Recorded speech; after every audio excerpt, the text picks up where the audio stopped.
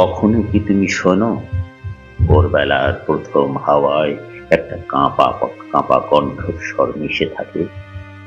কেউ যেন ডাকছে নিঃশব্দে, নামহীন কণ্ঠে। তোমার শহরের রাস্তা, তোমার গ্রামের ধুলিমাখা পথে তাদের পায়ের শব্দ এখনো বাজে ধীরে ধীরে। তারা চলে গেছে, কিন্তু কখনো দূরে নয়। ক্ষুদিরাম বসু, তুমি কিভাবে ভুলে গেলে সেই কিশোরের হাসি, যে ফাঁসির মঞ্চে উঠে প্রেমিকের মতো মৃত্যুবরণ করেছিল? তাকে জিজ্ঞেস করা হয়নি সে কেমন ছেলে ছিল, কিন্তু সে লিখে দিয়ে গেছে স্বাধীনতা মানেই ভালোবাসা। ভগৎ সিং একটা চুলবুলে যুবক, বই পড়ত আর প্রেম করত বিপ্লবের সঙ্গে। শেষ চিঠিতে লিখেছিল, আমি মরছি, কারণ বাঁচতে গেলে এই দেশকে জাগাতে হয়। তার মৃতদেহ সেদিন পোড়ানো হয়েছিল রাতের আধারে, যেন দেশ তার মুখ না দেখে ভুলে যায় তাকে। কিন্তু ইতিহাস তাকে প্রতিদিন উচ্চারণ করে। রাজগুরু, সুখদেব, তারা কোনো প্রণয়ের গল্প লেখেনি। তারা মৃত্যুকে ছুঁয়েছিল নির্ভয়ে, বীর পুরুষের মতো। তারা বিশ্বাস করত প্রেম শুধু শরীর নয়, প্রেম মানে এই মাটি, এই আকাশ, এই পতাকা। চন্দ্রশেখর আজাদ শেষ গুলিটা রেখেছিলেন নিজের জন্য, যেন শত্রুর হাতে ধরা না পড়ে আত্মমর্যাদা নিয়ে যেতে পারেন ওপারে।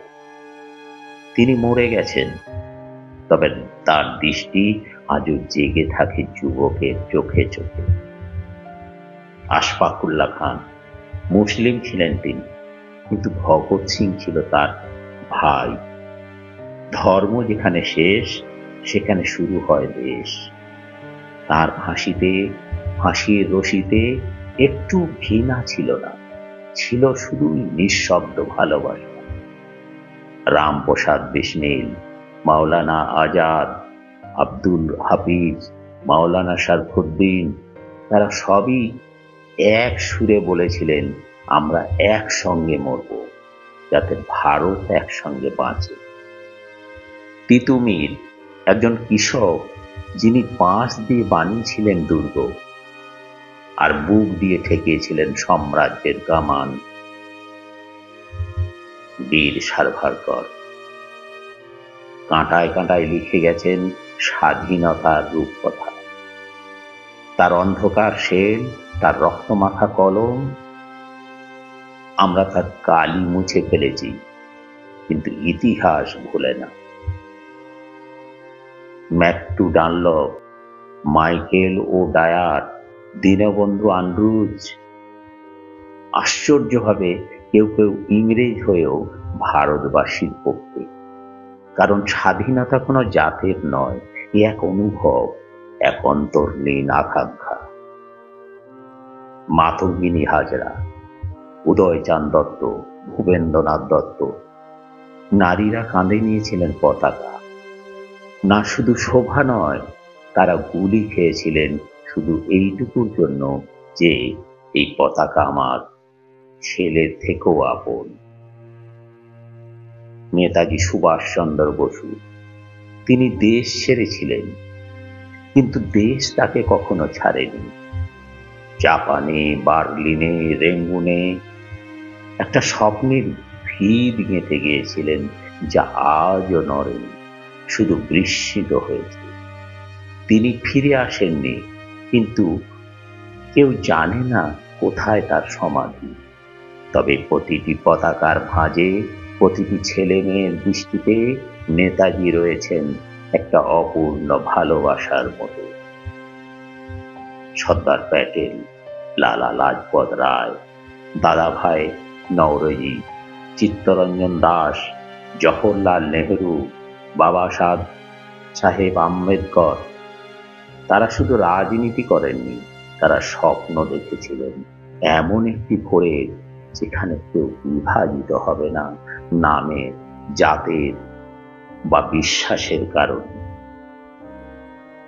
আরো অনেক নাম জন্মে নেই ইতিহাসের পাতা, কিন্তু সেই নামগুলো গন্ধ হয়ে ভেসে আছে গ্রীষ্মের হাওয়ায়, বর্ষার মাটিতে, দুর্গাপূজার সন্ধ্যায়, ঈদের চাঁদে, ক্রিসমাসের শান্তার খোলসে লুকিয়ে থাকে শহীদের কান্না।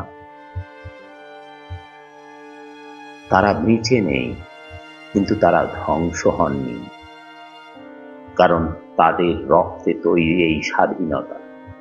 তুমি যেটাকে আজ শুধুই ছুটি ভেবে নিঃশ্বাস নিতে চাও, তুমি কি তাদের ভালোবাসো? তাহলে স্মরণ করো, তারা কেউ মুসলিম ছিল, কেউ ছিল হিন্দু, কেউ ছিল শিখ, কেউ খ্রিস্টান, কেউ আদিবাসী। তবে সবার উপরে তারা ছিল ভারতবাসী। তাদের প্রেম ছিল এই মাটির জন্য, তাদের কবিতা ছিল মৃত্যুর নামে নিবেদিত, আর তাদের শেষ কথাগুলো ছিল নিঃশব্দ। তবু সেই নীরবতা এতটাই গর্জনময় যে আজও পাহাড় কাঁপে, নদী থমকে যায়, আর বাতাস বলে, আমাদের রক্তে রাঙা এই স্বাধীনতা ভালোবাসা দিয়ে বাঁচিয়ে রাখো।